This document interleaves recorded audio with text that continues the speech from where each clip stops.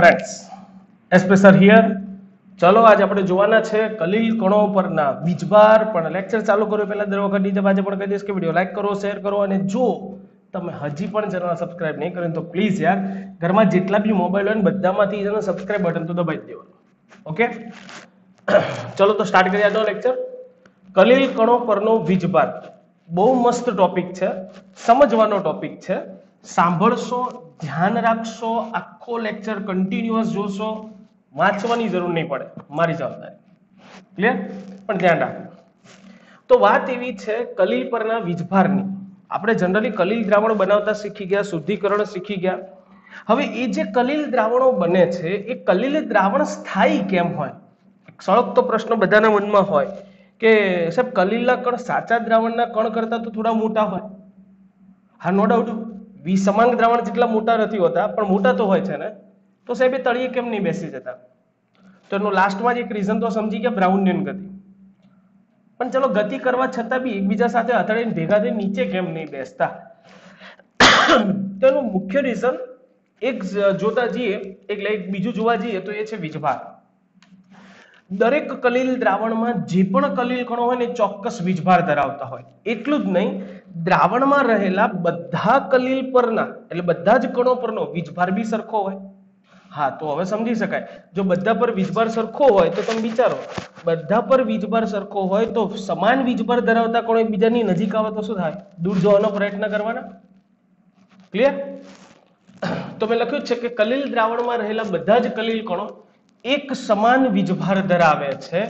એ કાં તો ધન હોઈ શકે કાં તો ઋણ હોઈ શકે, કોઈ પણ વીજભાર હોય. તેઓ મેં કેટલાક ઉદાહરણ લખી દીધા છે, ધન વીજભારિત કલીલ અને ઋણ વીજભારિત કલીલ.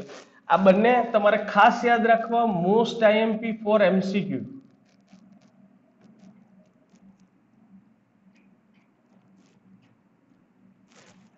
આ MCQ ની અંદર આ બંને વસ્તુ પૂછાય છે કે નીચેનામાંથી કયું ધન વીજભારિત કલીલ છે. તો તમને 3 ઉદાહરણ આના આપ્યા હોય ને એક ઉદાહરણ ધનભારનું આપ્યું હોય. ચલો કહી દઉં એક વખત. કયા કયા છે? જળભારયુક્ત ધાત્વીય ઓક્સાઇડ. એટલે ધાત્વીય ઓક્સાઇડ જ્યારે જળભારયુક્ત હોય, પાણીના અણુ જોડાયેલા હોય, like that Al2O3 XH2O, chromium trioxide XH2O, Fe2O3 XH2O. તો એ 3 ધન વીજભારિત કલીલ હોય. એવી રીતે બેઝિક ડાયસ્ટફ એટલે કે રંગક મિથિલિન બ્લુ નું જે સોલ બને એ પણ ધનભારિત હોય. હિમોગ્લોબિન ઇન અવર બોડી, વહિંગ રેડ બ્લડ, રુધિર, એ પણ હિમોગ્લોબિન, એ પણ શેનું બનેલું હોય? કલીલ જ છે પણ, અને એ પણ કેવું હોય? ધન વીજભારિત. ટિટાનિયમ ઓક્સાઇડ TiO2 નો સોલ, એ પણ ધન વીજભારિત સોલ છે. ઋણ વીજભારિત ની અંદર મોસ્ટ ઓફ ધાત્વીય સોલ, કોપર, ગોલ્ડ, સિલ્વર અથવા તો ધાતુના સલ્ફાઇડ સોલ. જો બધા સલ્ફાઇડ જ છે, આર્સેનસ, એન્ટીમની અને કેડમિયમ. એ સિવાય બેઝિક ડાયસ્ટફ ધનભારિત હોય, એસિડિક ડાયસ્ટફ ઇઓસિન અને કોંગોરેડ બંને રંગકો છે. ડાયસ્ટફ ઇન શોર્ટ રંગક. તો ઇઓસિન અને કોંગોરેડ એ ઋણ વીજભારિત કલીલ છે. ત્યારબાદ કુદરતી, મોટા ભાગના કુદરતી સ્ટાર્ચ, ગુંદર, જીલેટિન, માટી, ચારકોલ વગેરેના સોલ હોય, બધા કેવા હોય? ઋણ વીજભારિત સોલ. તો આ તો વાત છે ઉદાહરણની. આગળ જોઈએ. કલીલ કણો પરનો જે વીજભાર હોય ને તેમની સ્થાયીતા માટે જવાબદાર. મેં કીધું ને કે કલીલ કણ સ્થાયી કેમ છે? તો એના માટે મુખ્ય જવાબદાર આપણે વીજભારને પણ ગણી શકીએ કે વીજભારિત કણો જ્યારે એકબીજાની નજીક આવતા હોય, એમના પર જો સમાન વીજભાર હોય તો એકબીજાને ચોંટી જવાને બદલે શું થાય? અપાકર્ષણથી દૂર જતા રહે. કારણ કે સમાન વીજભાર વચ્ચે અપાકર્ષણ થાય જે તેમને સમુચ્ચયિત થવા માટે રોકે છે. સમુચ્ચયિત થવા દેતા નથી, ભેગા થવા દેતા નથી. તો હજી તમારા અને મારા મનમાં બી છે સળગતો પ્રશ્ન, સાહેબ આ કલીલ પર વીજભાર આયા કેવી રીતે? તો કલીલ કણો પર વીજભાર ઉત્પન્ન થવા માટેની 3 શક્યતાઓ છે. 3 રીતે એની ઉપર વીજભાર આવી શકે છે. એક તો ઘણા બધા કલીલ છે ને બનાવતી વખતે આપણે વિદ્યુતનો ઉપયોગ કર્યો. લાઈક ધેટ તમને યાદ હશે ગોલ્ડ સોલ એનું ઉદાહરણ લીધું હતું ને પેલું બ્રેડિંગ ચાપ પદ્ધતિ. તો બ્રેડિંગ ચાપ પદ્ધતિમાં વિદ્યુત પ્રવાહ તો પસાર કરતા જ હતા આપણે. તેવું વિદ્યુતીય વિસર્જન જ્યારે થતું હોય અને એના દ્વારા જો કોઈ સોલ બનતું હોય તો બનતા જે કલીલ કણો હોય એ દ્રાવણમાંથી ઇલેક્ટ્રોન ગ્રહણ કરી લે, જેના લીધે એના ઉપર વીજભાર ઉત્પન્ન થાય. એટલે જો ઋણ વીજભારિત લખ્યા છે. અધરવાઇઝ પેપ્ટીકરણમાં આપણે સમજ્યા કે દ્રાવણમાં રહેલા આયનો હોય એ એ પસંદગીયુક્ત અધિશોષણ થવાથી કલીલ બની, પણ કલીલના કણો દ્રાવણમાં જો વધારાના આયનો હોય તો એમનું પસંદગીયુક્ત અધિશોષણ કરે, જેના લીધે પણ એના ઉપર વીજભાર આવી શકે, અથવા તો વિદ્યુતીય દ્વિસ્તરના સૂત્રણથી. આ તમારા માટે નવું છે, પણ હું બધું જ સમજાવવાનું છું. જો પહેલું નથી સમજાવતો, પહેલું મેં તમને કીધું બહુ ઈઝી વસ્તુ છે કે વિદ્યુતીય વિભાજન અથવા તો વિદ્યુતીય રીતે જો કોઈ સોલ બનાવવામાં આવે તો ત્યારે બનતા સોલના કણો એટલે કે કલીલ કણો એ ઇલેક્ટ્રોન પોતાના પર ગ્રહણ કરે, જેના લીધે એ ઋણ વીજભારિત સોલ બનાવે. પણ એના સિવાય બંને વસ્તુ આપણે સમજીએ કે દ્રાવણમાં રહેલા આયનો પસંદગીયુક્ત અધિશોષણ કરે એટલે. તો બે ઉદાહરણ આપું છું. પહેલું ઉદાહરણ જોઈએ, AgNO3 સિલ્વર નાઇટ્રેટના દ્રાવણને પોટેશિયમ આયોડાઇડના દ્રાવણમાં નાખવાનો છે. પણ આમાં પહેલી શરત હું એવી લઉં છું કે AgNO3 નું અતિ મંદ દ્રાવણ પોટેશિયમ આયોડાઇડના જલ્ય એટલે સામાન્ય સાંદ્રતા ધરાવતા દ્રાવણમાં નાખે. ઇન શોર્ટ બંનેમાં સાંદ્રતા વધારે કોની? પોટેશિયમ આયોડાઇડની. ઓકે, તો જેવું તમે અતિ મંદ AgNO3 નું દ્રાવણ જલ્ય પોટેશિયમ આયોડાઇડના દ્રાવણમાં નાખશો એટલે તરત જ એમાંથી બનશે સિલ્વર આયોડાઇડ ના અવક્ષેપ, જે કલીલ કણ સ્વરૂપે સમુચ્ચયિત થયેલા હોય. પણ આ સિલ્વર આયોડાઇડ પર અધિશોષણ કોણ પામશે? તો કોની સાંદ્રતા બેમાંથી વધારે હતી? તો આની હતી ને, કારણ કે જલ્ય લીધું હતું, મેં કીધું આના કરતા આની સાંદ્રતા વધુ, તો આમાં રહેલો કોઈ એક સમાન વીજભાર તો આયોડાઇડ, તો આયોડાઇડ આયનનો ઉપર અધિશોષણ પામે તો અહીંયા તમને ઋણ ભારિત સોલ મળે. અધરવાઇઝ હું તમને બીજું ઉદાહરણ, એનું ને એનું જ ઉદાહરણ લઈએ છીએ, પણ ઉદાહરણ 2 માં આપણે કન્ડિશન ચેન્જ કરી નાખીએ છીએ કે પોટેશિયમ આયોડાઇડ નું અતિ મંદ દ્રાવણ લઉં અને એને હું સિલ્વર નાઇટ્રેટના જલ્ય દ્રાવણમાં ઉમેરું છું. સાંભળજો શું કર્યું મેં? પોટેશિયમ આયોડાઇડ નું અતિ મંદ દ્રાવણ લીધું હતું અને હવે કન્ડિશન ખાલી ચેન્જ કરી, વધારે સાંદ્રતા પોટેશિયમ આયોડાઇડ ની લીધી, હવે કોની લીધી? AgNO3 ની. ઓકે, બંને વચ્ચે પ્રક્રિયા થશે એટલે સોલ તો કોનું મળવાનું? સિલ્વર આયોડાઇડ નું જ મળવાનું. પણ હવે વધુ સાંદ્રતા કોની છે? AgNO3 ની. તો આમાં રહેલો, બંનેમાં રહેલો સમાન ધન આયન કોણ છે? Ag+, એ એના ઉપર અધિશોષણ પામે. તો હવે જે તમને સોલ મળવાનો સિલ્વર આયોડાઇડ નો છે, અહીંયા બી સિલ્વર આયોડાઇડ, પણ પોટેશિયમ આયોડાઇડમાં નાખો તો ઋણ વીજભારિત સોલ મળે. જો AgNO3 ના વધુ સાંદ્રતા ધરાવતા દ્રાવણમાં નાખો તો અહીંયા મળશે તમને ધનભારિત સોલ. તો આમ મેં કીધું એમ કે દ્રાવણમાં રહેલા આયનોનું પસંદગીયુક્ત અધિશોષણ થવાથી તમને વીજભારિત સોલ એટલે યોગ્ય વીજભાર ધરાવતા સોલ મળે.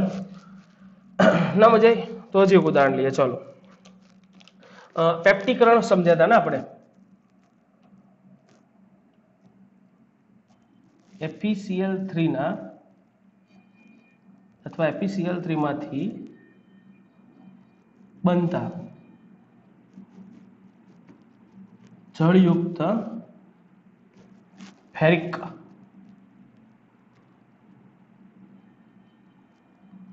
ઓક્સાઇડના સોલ માટે એક્ઝેક્ટલી કેવું છે કે FeCl3 હોય ને એમાંથી તમે ફેરિક ઓક્સાઇડ, યાદ રાખજો કોનો? જળયુક્ત ફેરિક ઓક્સાઇડનો સોલ મેળવી શકો. પણ એ તમે બે રીતે મેળવી શકો. કઈ રીતે? ધારો કે FeCl3 એને તમે ગરમ પાણીમાં નાખ્યો, સાંભળજો, સામે નાખ્યું ગરમ પાણીમાં. ઓકે, સોલ કયો બનવાનો? તો Fe2O3 × XH2O. એટલે સોલ તો ફિક્સ જ છે, આમાં બી સોલ કયો બનવાનો? જલીય ફેરિક, જળયુક્ત ફેરિક ઓક્સાઇડનો. એવી જ રીતે જો હું આને NaOH ના દ્રાવણમાં નાખી દઉં તો NaOH ના દ્રાવણમાં પણ એ દ્રાવ્ય થઈને સોલ તો કયો બનાવશે? ફેરિક, જલીય ફેરિક ઓક્સાઇડનો. પણ થવાનું શું કે જો તમે એને ગરમ પાણીમાં નાખ્યો હશે તો ગરમ પાણીની અંદર આની ઉપર અધિશોષણ પામશે Fe+3. કોણ અધિશોષણ પામે? Fe+3 એટલે ધનભાર યુક્ત બને. પણ જો NaOH માં નાખ્યો હશે તો એની ઉપર અધિશોષણ પામશે OH-. NaOH માં બનાવશો તો કેવું બનવાનું? ઋણભાર યુક્ત. ક્લિયર? બે સરસ મજાના ઉદાહરણ મેં આપી દીધા અને ખાલી વાક્યોમાં કંડારવાના હોય. ચોપડીની અંદર, પેમ્પલેટની અંદર મુદ્દા મળી જશે. સો ડોન્ટ બી ગભરાઈ. સમજવું અતિ મહત્વનું છે. સમજાયું શું થયું? કેમ અહીંયા Fe+3? તો વિચારો ને તમે, FeCl3 અને પાણી હોય તો એમાં ફેરિક ઓક્સાઇડનું સોલ બની ગયું. પછી જે વધારાના Fe+3 હોય ને, કારણ કે દ્રાવણમાં સોલમાં રહેલ કોઈ એક ધન આયન અથવા તો ઋણ આયન પૈકી દ્રાવણમાં રહેલ કોઈ એક ધન આયન ઋણ આયન સમાન હોવો જોઈએ. તે કોણ થાય? Fe+3. એટલે વધુ પ્રમાણમાં Fe+3 મળી જશે, જેની ઉપર અધિશોષણ પામી જશે. પણ જો એને NaOH ના દ્રાવણમાં નાખીને બનાવે તો બી ફેરિક ઓક્સાઇડનું સોલ તો બનવાનું છે. પણ હવે એની અંદર Fe+3 કરતા પણ કોની સાંદ્રતા વધારે હોય? OH- ની. એટલે એની ઉપર કોણ અધિશોષણ પામે? OH-. અને OH- અધિશોષણ પામે તો મેં કીધું ઓબ્વિયસ વસ્તુ છે. શું થવાનું? સોલ કેવો બનવાનો? ઋણભારિત. તો આમ પસંદગી યુક્ત જેવી જેની સાંદ્રતા, આ બંને બી ઈઝી સમજાય જાય. આ અતિ મંદ હતું અને વધારે સાંદ્રતા હતું. વધારે સાંદ્રતા ધરાવતા દ્રાવણમાં રહેલો કોઈ એક આયન સોલમાં રહેલા કોઈ એક આયન સાથે સમાન હોય તો એનું પસંદગી યુક્ત અધિશોષણ થાય. એવી જ રીતે ધારો કે મેં અહીંયા પણ AgI નું જ બનાવ્યું હતું ને, પણ વધુ સાંદ્રતા AgNO3 ની હતી. તો સોલમાં રહેલ કયો આયન સમાન થાય? તો પ્લસ આયન. જો Ag+, તો Ag+ નું અધિશોષણ થયું. બહુ ઈઝી છે. પડી જ્યાં સુધી ખબર બધાને. ફાઇનલ છે તો આગળ વધીએ. વિદ્યુતીય દ્વિસ્તરનું સૂત્ર શું છે જે હવે સમજવાનું છે. સાથે એક નાનો સરસ મજાનો પ્રશ્ન પણ આવે છે, જીટા પોટેન્શિયલ. ચલો તો બધાનું ધ્યાન જોઈએ અહીંયા બોર્ડ પર. હવે અહીં આપણે એક બીજી વસ્તુ જોવાની છે. શું છે આ દ્વિસ્તર? શું છે? તો આપણે કીધું કે સોલ બને એ સોલ પસંદગી યુક્ત આયનનું અધિશોષણ તો કરે છે. અધિશોષણ કર્યા બાદ તમને ઋણ વીજભારિત કે ધન વીજભારિત કલીલ મળી ગયું. ચલો આપણે જનરલી બધામાંથી પહેલું ઉદાહરણ ધ્યાનમાં લઈએ. તો પહેલા ઉદાહરણમાં મેં શું કર્યું હતું કે અતિમંદ AgNO3 વત્તા જલીય પોટેશિયમ આયોડાઇડનું દ્રાવણ લીધું. તો એમાંથી જ્યારે સોલ બનશે ત્યારે સોલ બન્યો હશે સિલ્વર આયોડાઇડનો. એટલે કલીલ કણ કોના હશે? સિલ્વર આયોડાઇડના.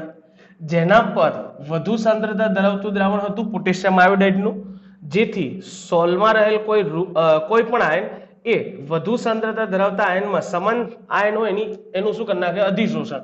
તો મેં કીધું એમ જલીય કી આયન પોટેશિયમ આયોડાઇડ ની સાંદ્રતા વધારે હોય તો એમાંથી છૂટા પડતા K+ અને I- ની સાંદ્રતા વધારે જ હોય ને, ઓબ્વિયસ. કારણ કે આમાં જરૂર પૂરતો આયોડીન તો એની સાથે જોડાઈ ગયો, કલીલ બની ગયું. વધારાનો I- આની ઉપર અધિશોષણ પામ્યો હોય. પણ આવી રીતે પસંદગી યુક્ત અધિશોષણ થયા બાદ પણ કલીલ કણ પર રહેલો આ જે ઋણ વીજભાર છે એ દ્રાવણમાં રહેલા વિરુદ્ધ વીજભારને પોતાની તરફ આકર્ષે. એટલે વધુ સાંદ્રતા કોની હતી? પોટેશિયમ અને આયોડાઇડની. એટલે આયોડાઇડ આયન પોટેશિયમ આયનને K+ ને પોતાની તરફ આકર્ષે. જેના લીધે થવાનું એવું કે કલીલ કણો પર એક પરમનન્ટ અધિશોષણ પામેલા સ્તર તો છે જ આયોડાઇડ આયનનું, સાથે એક બીજું વિરુદ્ધ વીજભાર ધરાવતા આયનોનું પણ સ્તર રચાય. તો આવી રીતે બે વિરુદ્ધ વીજભાર ધરાવતા અહીંયા લખું છું, બે વિરુદ્ધ વીજભાર ધરાવતા અથવા તો ધરાવતી સ્તરીય રચનાને હેલ્મહોલ્ટ્ઝ વિદ્યુતીય દ્વિસ્તર કહે છે. યાદ રાખજો ખાસ કે આવી રીતે જે બીજું સ્તર રચાય અથવા તો આવી જે બે સ્તર વાળી જે રચના બની એને કહેવાય હેલ્મહોલ્ટ્ઝ વિદ્યુતીય દ્વિસ્તરની રચના. તો આમ કલીલ કણ હોય ને એ દ્રાવણની અંદરથી ચોક્કસ અધિશોષણ કરી કલીલ કણ તો બનાવી દીધો. એ કલીલ કણ પર રહેલો વીજભાર વિરુદ્ધ વીજભાર ધરાવતા આયનોને દ્રાવણમાંથી પોતાની તરફ શું કરે છે? આકર્ષે છે અને પોતાના ઉપર એક બીજા સ્તરની રચના કરે. આધુનિક રીતે આપણે એવું કહી શકીએ કે આ જે બે સ્તર રચાયા ને એમાં જે પ્રથમ સ્તર હતું ને, પ્રથમ સ્તર એને સ્થિર સ્તર કહેવાય. અને આ જે બીજું સ્તર રચાયું છે એ બીજા સ્તરને કહેવાય પ્રસરિત સ્તર. જે સરળતાથી પ્રસરણ પામી શકે એવું હોય. અને એના પછી જો તમે જોવા જાવ ને તો દ્રાવણની અંદર બીજા બધા ઘણા બધા K+I- તો રખડતા હશે જ હજી. આ બધી બહુ ઓછી માત્રાની વાત ચાલે છે. ક્લિયર? એટલે દ્રાવણમાં બીજા બધા આયનો તો રખડતા જ હોય. તો આ બધાને અથવા તો તમે બધાનું વિચારો તો બધા પ્રસરિત સ્તરો થાય. એક જ સ્તર સ્થિર સ્તર અથવા તો સખત સ્તર તમે જેને કહી શકો. કારણ શું કે આપણો જે કલીલ બન્યો હતો એ કલીલ કોઈ ચોક્કસ વીજભાર ધરાવતા આયનનું જ અધિશોષણ કર્યું. તો અધિશોષણ કરીને જોડાયેલો આયન આ એક જ હોય. ક્લિયર? તો એ મજબૂતાઈથી જોડાયેલો એટલે સખત સ્તર હોય. પણ એના આકર્ષણના લીધે બીજા આયનો અથવા તો વિરુદ્ધ વીજભાર વાળા આયનો આકર્ષાય અને બીજું સ્તર રચે. ઇટ્સ કોલ્ડ પ્રસરિત સ્તર. અને આવા બે સ્તર વાળી જે રચના થાય એને હેલ્મહોલ્ટ્ઝ વિદ્યુતીય દ્વિસ્તર કહેવાય. વધુમાં આપણે એવું પણ કહી શકીએ કે અહીંયા બે વિરુદ્ધ વીજભાર વાળા જે સ્તરો રચાય છે જેમાં એકમાં ઋણ વીજભાર છે, એકમાં ધન વીજભાર છે. અત્યારે જનરલી આ સમજો તો એકમાં ઋણ અને ધન વીજભાર છે. તમને બધાને છે ખબર છે કે કેપેસિટર્સ હોય એમાં બે ધન અને ઋણ વીજભાર હોય તો એની વચ્ચે શું ઉત્પન્ન થાય? પોટેન્શિયલ. તો એવી જ રીતે કલીલ કણો પર જે બે વિરુદ્ધ વીજભાર ધરાવતા કણો ગોઠવાયેલા હોય એમની વચ્ચે પણ પોટેન્શિયલ ઉત્પન્ન થાય. એટલે પોટેન્શિયલનો ડિફરન્સ ઉત્પન્ન થાય. તો આવા વિરુદ્ધ વીજભાર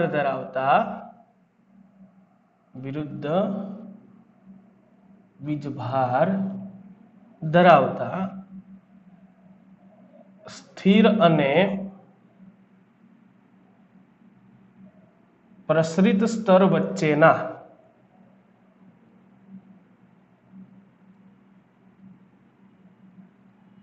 પોટેન્શિયલના તફાવતને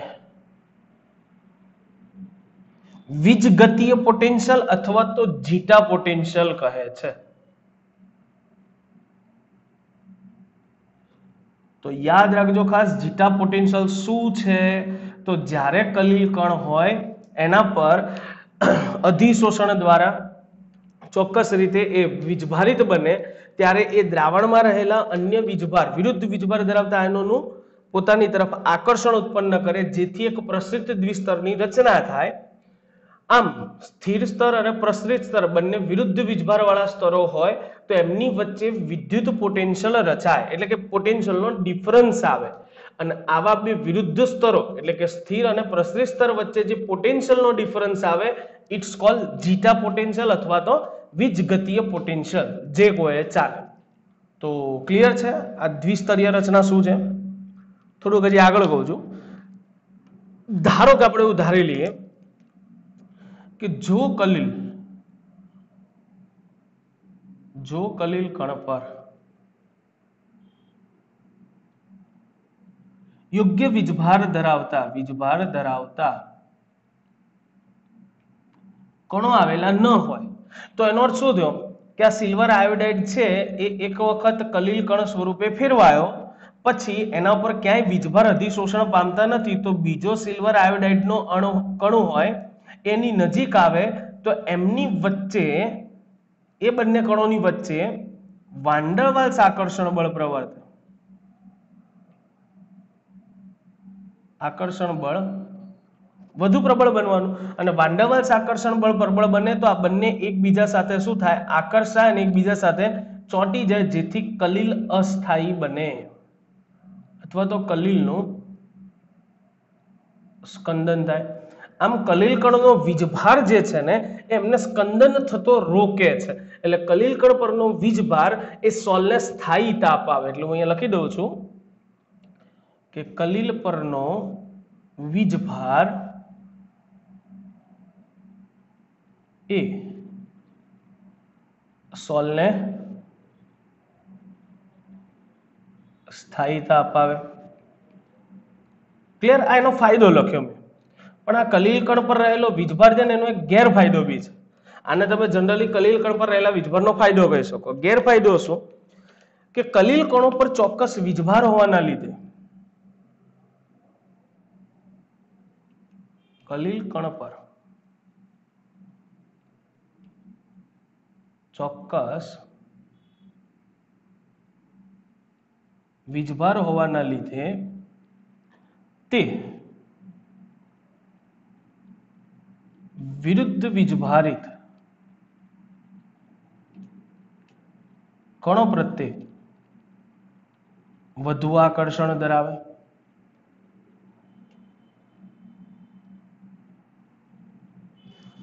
એટલે જો કોઈ કલીલ, આ ધારો કે આ કલીલ બન્યું હતું, તો આ કલીલમાં તમે જોઈ શકો કલીલ કણ આપણો કયો વીજભાર ધરાવતો હશે?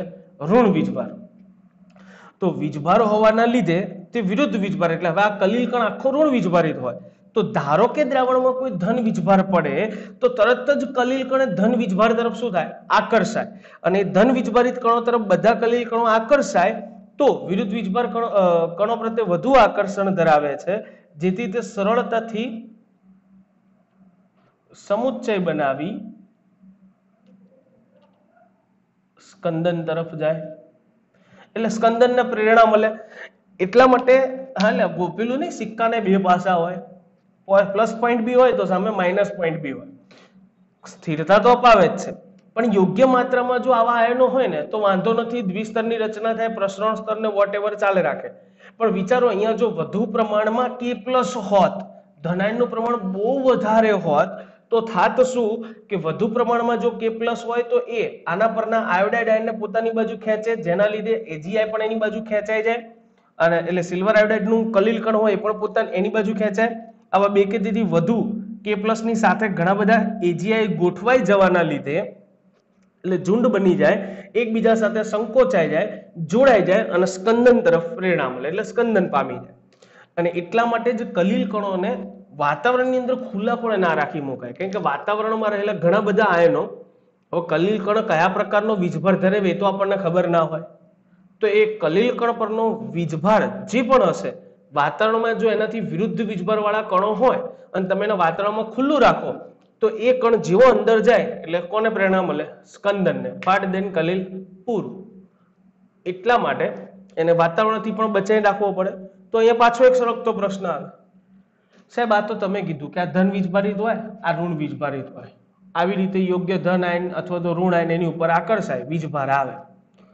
પણ મને તો સાહેબ કોઈએ અજ્ઞાત કલીલ દ્રાવણ આપ્યું કે લે ભાઈ લઈ જા, આમાં કલીલ કણોનો વીજભાર કયો નક્કી કરવો હોય તો આના પછીનો ટોપિક આપણે એ જ શીખવાના છીએ, વૈદ્યુત કણ સંચાલન. સાધનનું નામ છે વૈદ્યુત કણ સંચાલન, ઇલેક્ટ્રોફોરેસિસ, જે કલીલ કણો પરનો વીજભાર નક્કી કરવા માટે પણ વપરાય છે અને એ સિવાય શુદ્ધિકરણ માટે પણ આપણે એનો ઉપયોગ કરી શકીએ છીએ. પણ કઈ રીતે તો એ આપણે જોશું. ટુ બી કન્ટિન્યુ નેક્સ્ટ ટાઈમ. આજે આપણે રાખીએ છીએ કલીલ કણોના વીજભાર સુધી. નાનો ટોપિક છે, સારો ટોપિક છે, એટલે આજે એક જ ટોપિક રાખો છો. ઓકે, ચલો બાય.